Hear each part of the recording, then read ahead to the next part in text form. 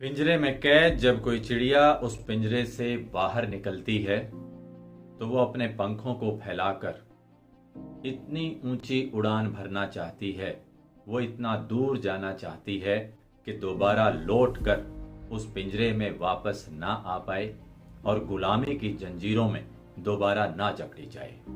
आज जिस आज़ाद खुली हवा में हम सांस ले पाते हैं, हमें नहीं भूलना कि भारत के वीर सपूतों ने गुलामी की जंजीरों को तोड़कर हमें आज़ादी दिलाने के लिए अपने प्राणों का बलिदान दिया था। आज 23 मार्च है, जिसे शहीद दिवस भी कहा जाता है। आज ही के दिन भारत के 3 वीर सपूतों भगत सिंह, राजगुरु और सुखदेव, इन तीनों को अंग्रेजी हुकूमत ने फांसी के फंदे पर लटकाया था। 8 अप्रैल 1929 को पब्लिक सेफ्टी बिल और ट्रेड डिस्प्यूट बिल, इन बिलों का विरोध करने के लिए भगत सिंह, राजगुरु और सुखदेव ने सेंट्रल असेंबली में बम फेंका, उन्हें गिरफ्तार किया गया और फांसी की सजा सुनाई गई। 23 मार्च 1931 को उन्हें ये सजा दी गई। साथियों, भगत सिंह ने फांसी से पहले अपना एक अंतिम पत्र लिखा, अपने देश के नाम, अपने दोस्तों के नाम, अपने साथियों के नाम। मैं चाहता हूं कि वो उनके शब्द आप लोग भी जानें। उन्होंने लिखा, ये स्वाभाविक है कि मुझे भी जीने की इच्छा रखनी चाहिए। मैं इसे छिपाना नहीं चाहता, लेकिन मैं एक शर्त पर जी सकता हूँ। कैद रहकर और पाबंद होकर मैं न जीऊं। आज भगत सिंह का नाम हिंदुस्तान में क्रांति का सूचक बन चुका है। क्रांतिकारी दलों के आदर्शों ने इसे बहुत ऊंचा और इतना ऊंचा उठा दिया कि यदि मैं जीवित होता तो भी इतना ऊंचा नहीं उठा सकता था। मेरे हंसते हंसते फांसी पर चढ़ने के मंसूबे के चलते मेरे देश की माताएं अपने बच्चों में भगत सिंह की उम्मीद करेंगी और तब आजादी के लिए कुर्बानी देने वालों की तादाद इतनी बढ़ जाएगी कि क्रांति को रोकना नामुमकिन होगा। आज मुझे खुद पर गर्व है और मैं बेसब्री से उस अंतिम पल, उस अंतिम इच्छा का इंतजार कर रहा हूं और कामना है कि वो पल और नजदीक आए।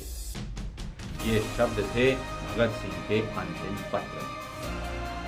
कहते हैं कि वो खुद ही नाप लेते हैं बुलंदी आसमानों की, परिंदों को नहीं तालीम दी जाती उड़ानों की। साथियों, भगत सिंह को जब फांसी दी गई तो उनकी आयु मात्र 23 वर्ष, और वो 23 वर्ष की आयु जिसमें युवा, जिसमें नौजवान अपने बारे में सोचते हैं, अपने भविष्य के बारे में सोचते हैं, भविष्य की योजनाएं बनाते हैं, लेकिन इन्होंने अपनी परवाह ना करते हुए देश के लिए अपने प्राणों की आहुति दे डाली। कहा जाता है कि वीर व्यक्ति की मृत्यु 2 बार होती है। पहली तब जब वो अपने प्राणों का बलिदान देता है, दूसरी तब जब उसके देश के लोग, उसके समाज के लोग उसके बलिदान को भूल जाते हैं, स्मरण नहीं करते, उन्हें भुला दिया जाता है।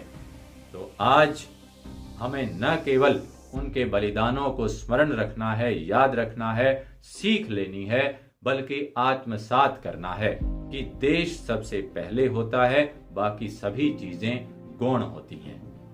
आज एक तरफ नौजवान वो हैं जो देश को विकास के रास्ते पर ले जा रहे हैं और दूसरी तरफ वो हैं जो धुएं के छल्लों में अपनी जिंदगी को उड़ा रहे हैं, नशीले पदार्थों का सेवन करते हैं, शराब का सेवन करके न केवल अपना बल्कि परिवार का भी सर्वनाश करने पर तुले हुए हैं।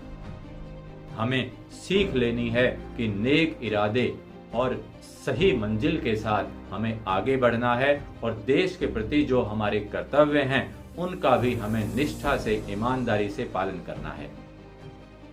हम उन शहीदों को यदि सच्ची श्रद्धांजलि देना चाहते हैं, उनकी शहादत को सम्मान देना चाहते हैं, तो हमें आगे बढ़ना होगा और निष्ठा से, ईमानदारी से अपने कर्तव्यों का पालन करना होगा। अंत में उनकी शहादत को नमन करते हुए कुछ पंक्तियां आपके सामने रखना चाहता हूं। मौत चाहे कितने रंग बदले, ढंग बदले, तर्ज बदले।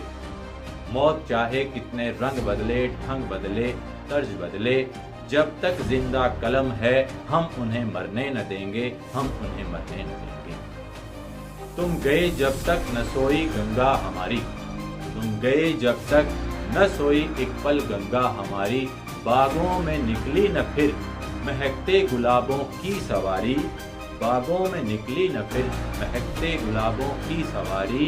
हाँ, हर आंख यहाँ नम है, हर आंख यहाँ नम है, हम उन्हें मरने न देंगे, हम उन्हें मरने न देंगे। तुम न थे व्यक्ति, तुम आजादी के कारवां थे, तुम न थे व्यक्ति, तुम आजादी के कारवां थे, प्यार के तुम पासवां थे, अमन के तुम रहनुमा थे। ये हकीकत है न भ्रम है, हम उन्हें मरने न देंगे, हम उन्हें मरने न देंगे। जय हिंद, वंदे मातरम।